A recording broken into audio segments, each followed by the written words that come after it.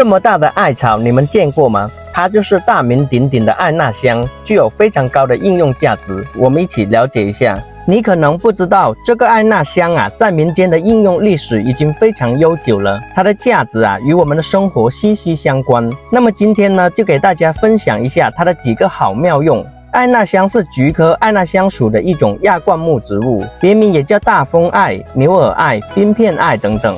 它的叶子呈宽椭圆形，边缘有很细的锯齿，叶子背面呢长有很多黄白色的绒毛，网脉非常的清晰。它开的是由多数黄色小花组成的头状花序，现在是凋谢的状态哈。这是它的茎秆，密被白色短毛。从断面来看呢，里面稍釉质化。关于这个艾纳香啊，第一，它是一种芳香植物，具有特别的芳香气味，可以提取芳香油，广泛应用于香料和化妆品行业，因此具有一定的经济价值。第二，艾纳香也是提取冰片和艾片的主要原材料之一，通常经过蒸馏的方式获得。第三，艾纳香也是一种中草植物，在中药材里面叫它大风艾，主要采收的是它的根、嫩枝还有叶子，不管是什么风还是什么湿，对它来说呢都是小问题哈。那么关于艾纳香的价值，您还知道哪些呢？欢迎评论区留言分享哦。